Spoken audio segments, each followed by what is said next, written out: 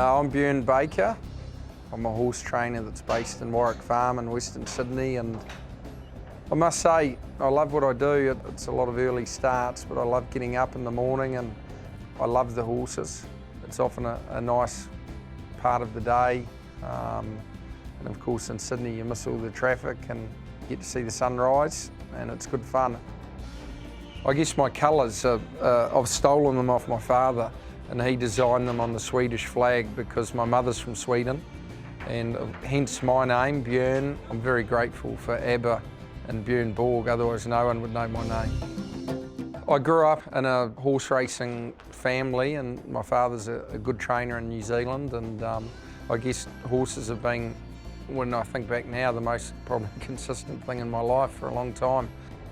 I went to school in Palmerston North in New Zealand, and that was where the vets trained, but I wasn't too interested in staying in Palmerston North, so I went to Otago University, which was great fun, and I sort of fell into pharmacy probably as much as anything else.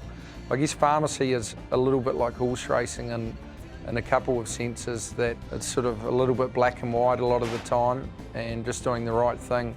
As well as that, with pharmacy you deal with all walks of life and so forth, and it's a little bit like racing. You work with sort of all sorts of life.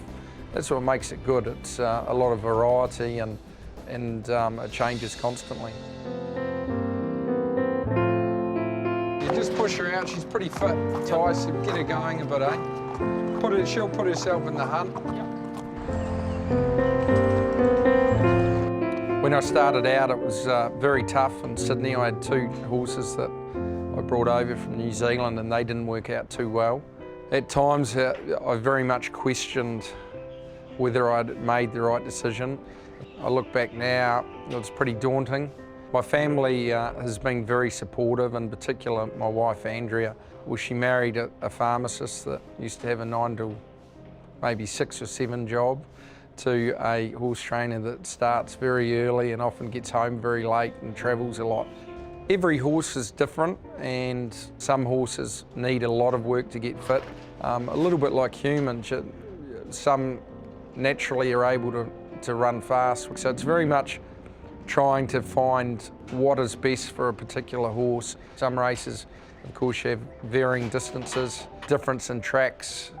There's a number of different tools you'll use, and some horses you wouldn't do too much work with. Sometimes you only get there by trial and error. Things can change so quickly, and they're like humans too. They might have a little bit of a cold or a setback. A lot of the better horses, they tend to build their own preparations and campaigns. And often the horses that don't have quite as much ability, that's when you can make a big difference by pulling the right rein, so to speak. Gates open, racing and Delectations come out slowly, hooked away best of all.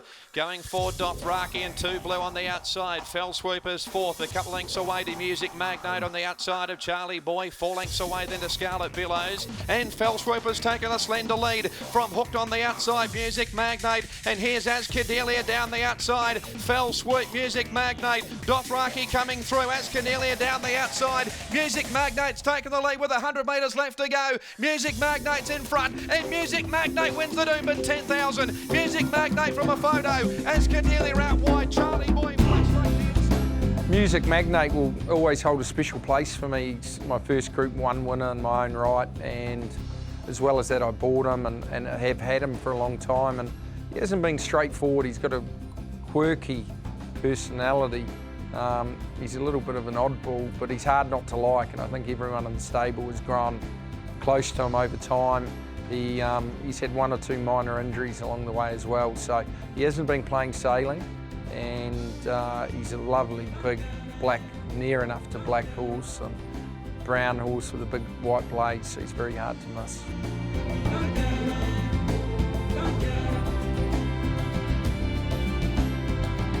It would be great to win more Group 1s, but I guess the main thing is just trying to prepare every horse to reach the best of their ability or do the best that they can. And I must say, horses are very special animals. They've all got unique personalities, and I love working with them, and that's why a lot of people are in the industry. At the end of the day, the horses are what it's about, and I'm lucky I've got a great team of staff, and And I'm sure with the hours that we do, it's very demanding on all.